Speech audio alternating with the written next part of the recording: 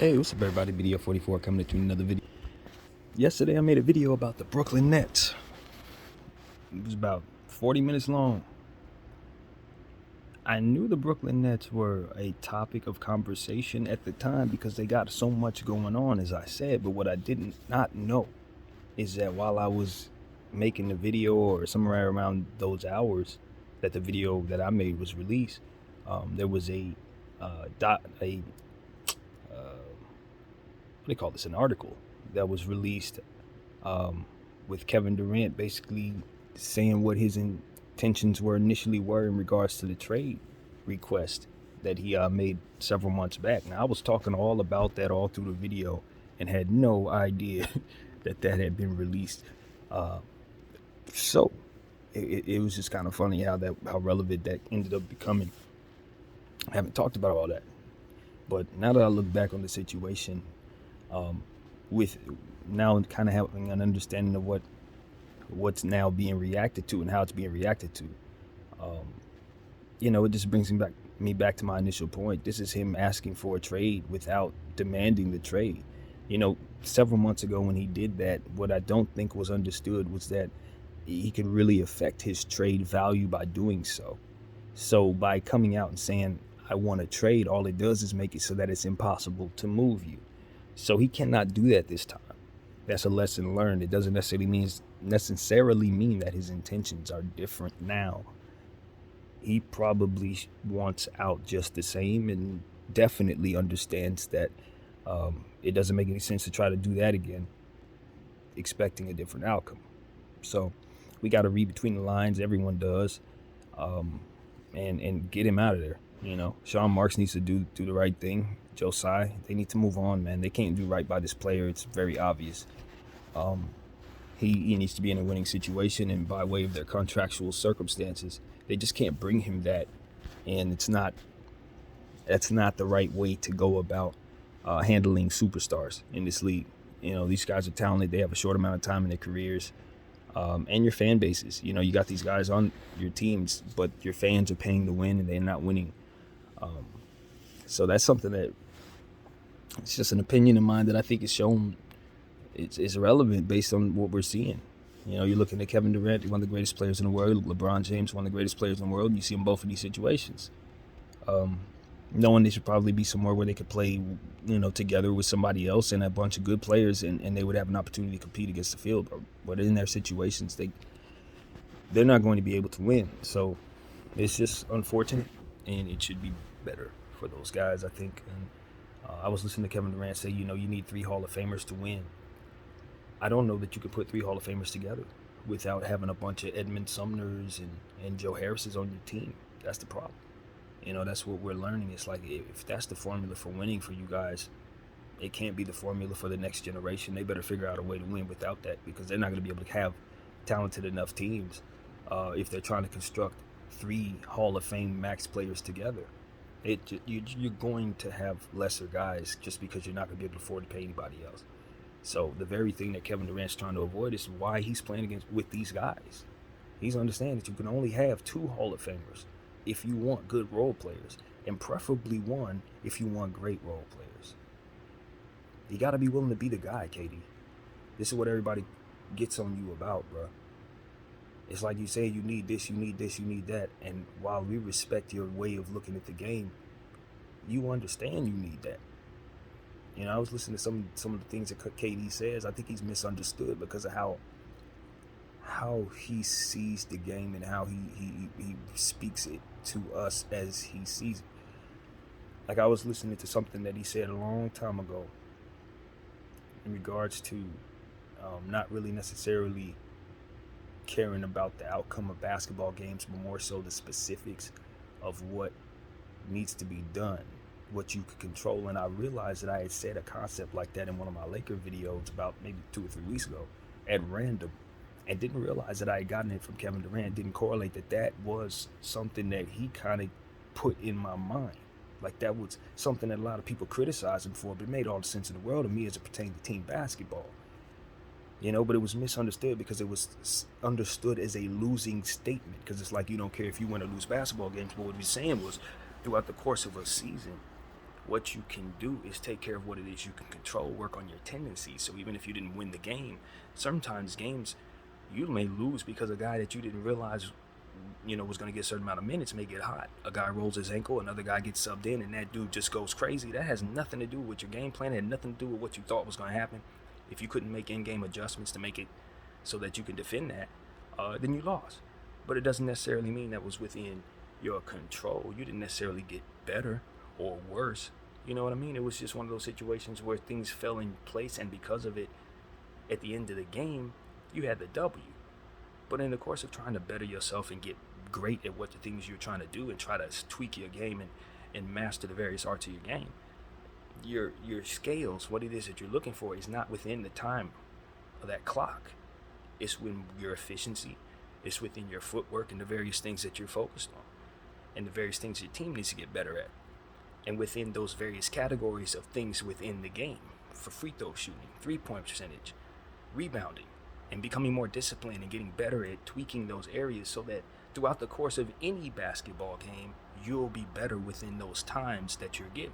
Those 48 minutes of various basketball games, you'll have better control over your score and your outcome based on getting better at those various incremental categories and scales that matter to you, regardless of the outcome of the win. And that's how you get better. And just by way of that, wins will pile up, because within that clock time that you're given, you'll do better things with those tendencies that you've practiced, instead of weighing everything on wins and losses. And so that's what he put in my mind to help me understand how best to make a team better. And it's something that people criticize him for, because they said he was a loser and didn't care about winning. That's the very example that I'm seeing there in regards to what he's saying about his teammates not being good enough as a unit around him. It's not that he doesn't respect Edmond Sumner, Joe Harris, and Nick Claxton. It's just that if you put them as a collective unit together versus the field he's going against, and you slap him down there, they cannot win a championship. That is what he's saying.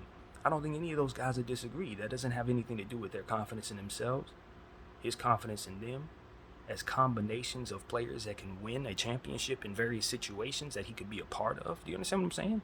He's just saying that can't be the starting lineup versus every other 29, 30 starting lineups left in the league.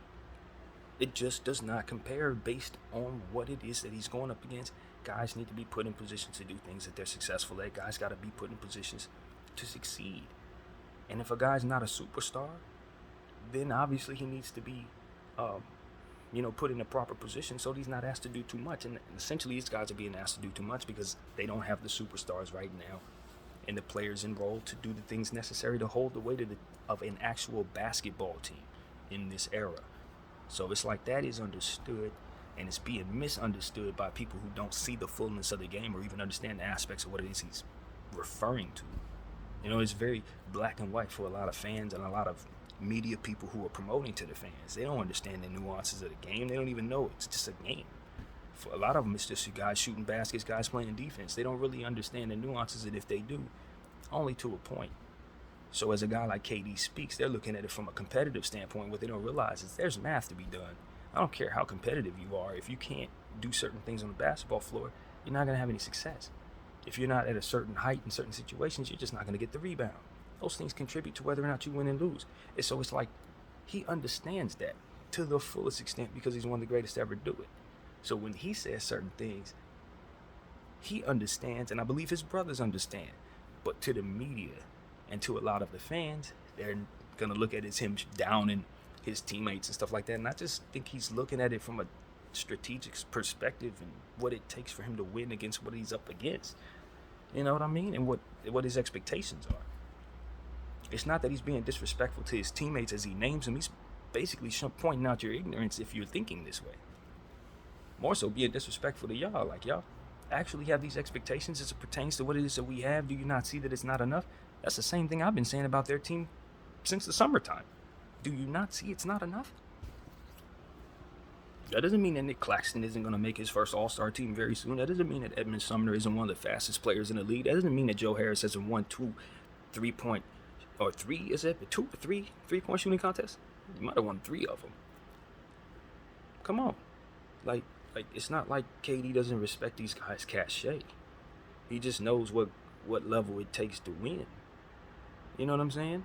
He has a bunch of other names that he can name out too on other teams that he knows what they can do, and that's why he can say these things very, very honestly about what he got going on over there. It can't be considered enough, and it's high time that those who have been putting pressure on them to win understood that. That's the basis of what it is I think he was trying to convey. And of course, most of the time they're going to take that and twist it and try to connect it to something else and make it look as if he's saying a certain thing when he's really not. But I tell you what I think he is saying. Get me out of here. That's what he's saying. Like, that trade request, there's no reason for me to stay here. And it's no logical way for me to tell you I want out and actually get out. And you all just seen that.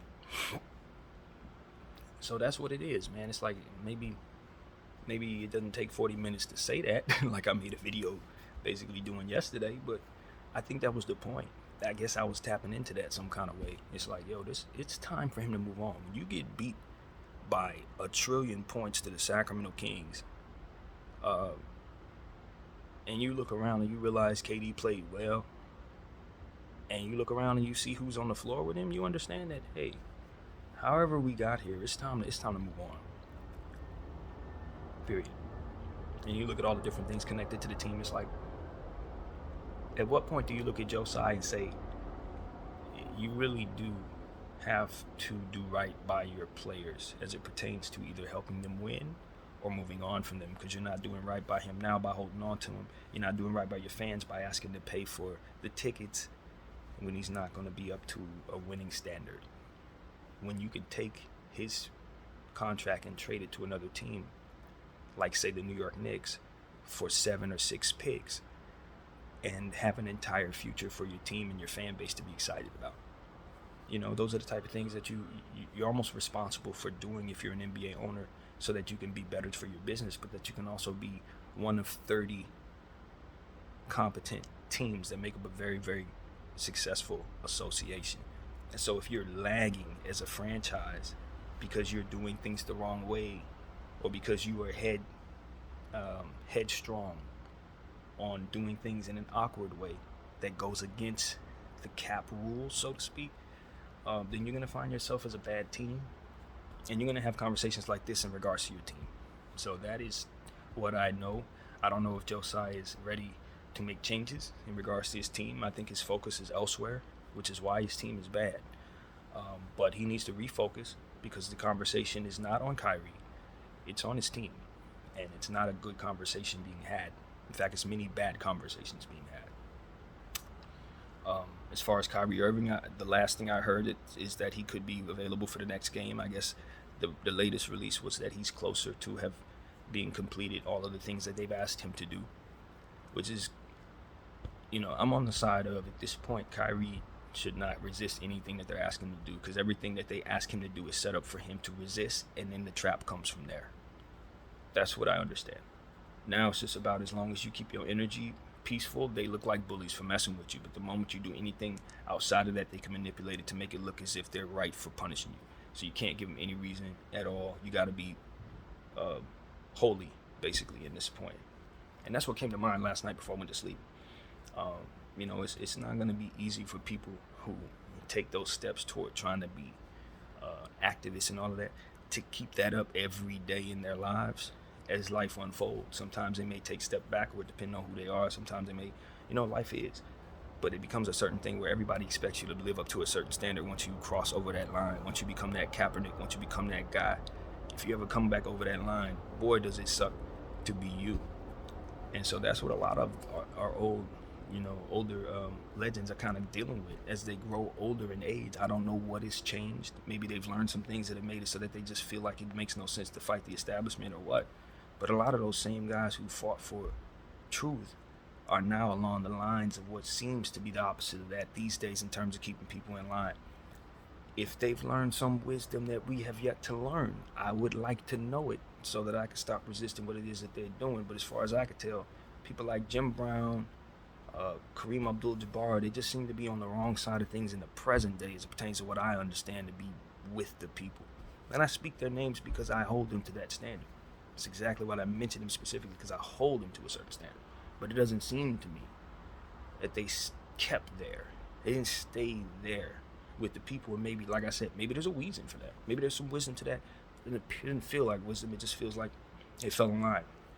The pressure over time just stayed on them. I guess it just seemed like not enough people cared enough to keep it going, so they just fell, and then it closed in on them over time. I think that's what it is. Like, if we don't keep up the fight, you stay on this earth and the people in charge stay in charge, it's just like a piling of negativity that just completely engulfs you if you just don't fight and stand and stand and stand. It seems like the ones who are really there to really do it, they kill them.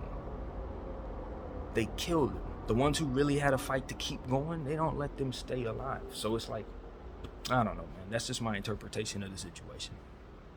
The real fighters, they've been destroyed. And the ones who could be manipulated are still here to tell us from the same mouths a different story. So I just don't want to see the ones who are currently in that position convert. That's what I'm saying. Don't let them do it to you. We're going to keep fighting. We're not going to lose sight. And if we learn new wisdom, we're going to share it. We're not going to keep it to ourselves. I don't think there's new wisdom to learn. I just think that people are caught by the balls by way of their heart and a lot of time of their guilt. But that's just my personal opinion. Either way, at the end of the day, there's more to be done. There's more to be done. And as I look at this situation, there's an injustice here. And it's deeper than just people asking people to meet with leaders and calling people bad people when they're saying they come in peace. It's deeper than that. We know it's deeper than that. And we have to keep communicating with one another as if it is just like we converse about the news. That's why I put all this together, because it is together. It's almost as if we can't have these conversations along with the obvious. No, this is all combined, and it's time for us to start having. People are acting up on high, and they're doing it for reasons that we are not aware of. And they need to start talking, in my humble opinion. If they want us to comply or understand or not resist, they need to start communicating better. You know what I mean? That's always going to be my point of view. So, anyway, I don't think there's a greater good as it pertains to the Nets. I just think they're covering their backside after making mistakes. I think they listen to people they shouldn't be listening to, and I think they're adhering to power that's about to fall. At the end of the day, things are not going to be the way they were. We're not going to accept not being able to use our voice. We're not going to be broken as a people or individuals just because you don't agree with what we have to say. If you want us to change our mind, you better give us some good information on helping us do so. Because what helped us made up our mind was information. And that's what you need to understand about people who watch Hebrews to Negroes. We watch something that provided information. So if you want to change our minds, give us information. If you want to tell us that what was said there wasn't true, show us something that disproves it. They gave us 3.5 hours. 3.5 hours of comparative data. Now you can tell me it's this, that, and the third all in there. That's cool, I watched it. I'm telling you what I saw. And I'm telling you that the little offensive stuff that was in there are just distractions, and you can very easily clip them out of the movie to make this conversation remain. And it probably should be done so that people can not be distracted by it, because the information is relevant, however it's presented. So I'm gonna continue to say that. I think that was the purpose of Kyrie Irving going through all this bull crap, and I think people should take a look at the movie Hebrews to Negroes, or if you don't want to look at that dang movie, get the information in the movie some other way. If that's what's necessary for you, get the information that's in it. Because that's what it is that they're basically trying to keep us from being curious about. Because basically you're an anti-Semite for looking at the movie that has the information in it. So what do? Get the information out of the way. Don't let them keep the information from you, period. So that's what I gotta say, man. That's what I gotta say. That'll help a lot of people understand exactly where I stand in regards to this. I think Kyrie Irving is just being scapegoated for many different things, probably several different things that don't even connect.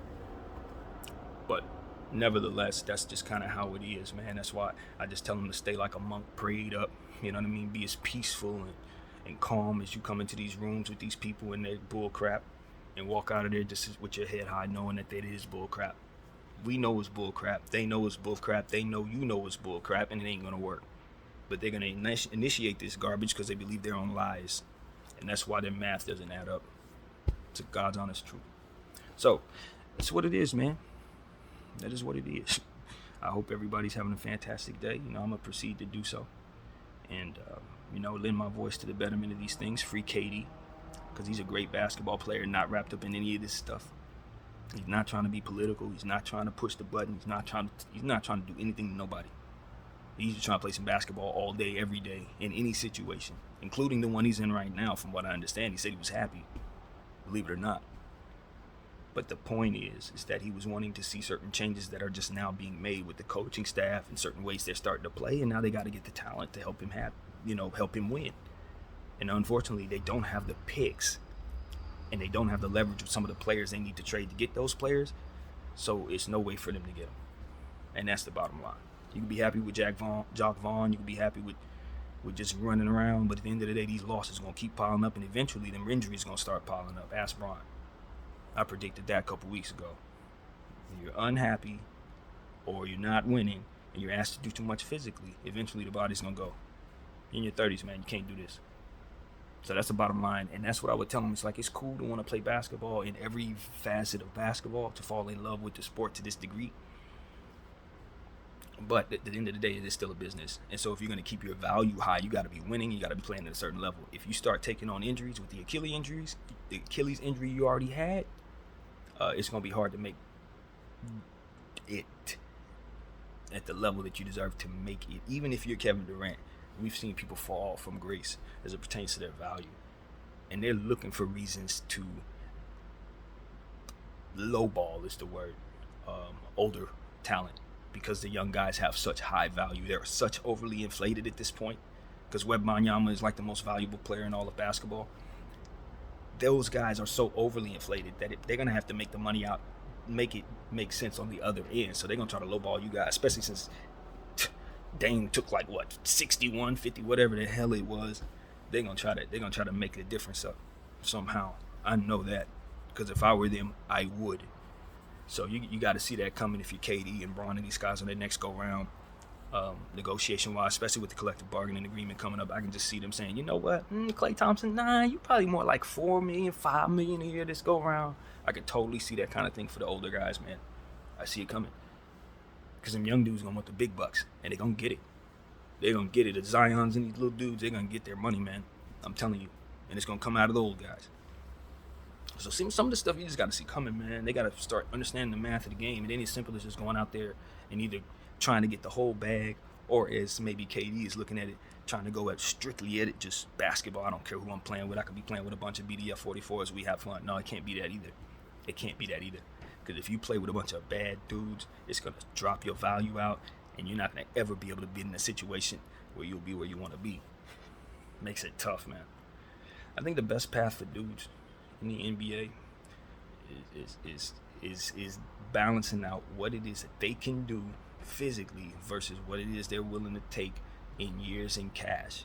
Because if you overdo anything, you're gonna lose out on the other side of it. Either you're gonna leave too much money on the table, or you're gonna leave yourself with not enough talent around you. That's the bottom line, man. You take too much money, you don't have enough players around you, not enough friends. You leave too much money, and you left too much money. You know what I'm saying? So it is what it is. So guys got to find a balance.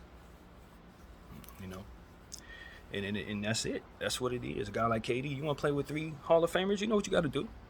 You think it takes 3 Hall of Famers to win? You better prioritize winning over your money, sir. You got to get back some cash.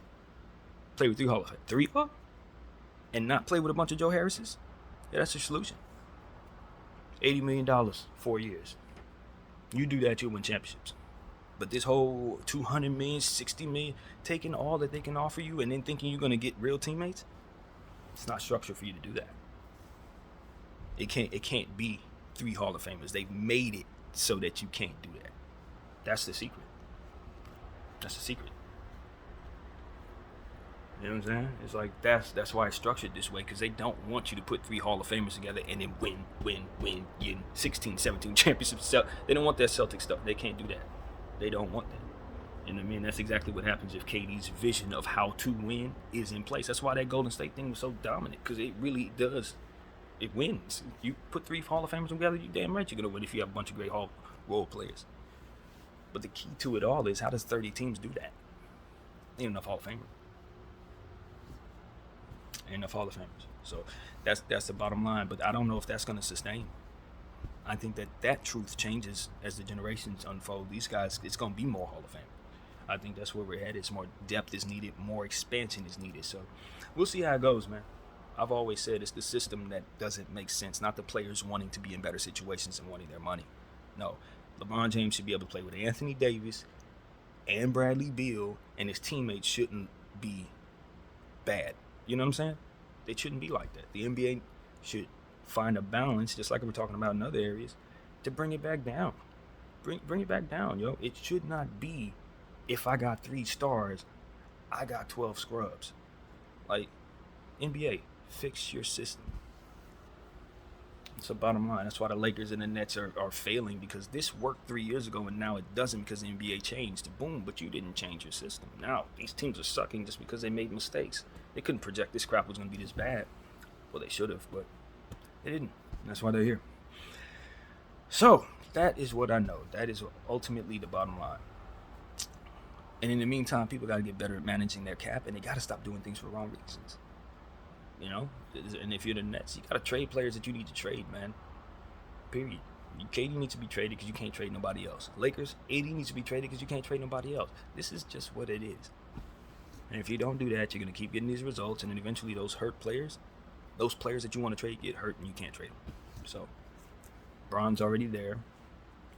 And hopefully KD doesn't get there. Hopefully Sean Marks can, really put something together and get KD up out of there.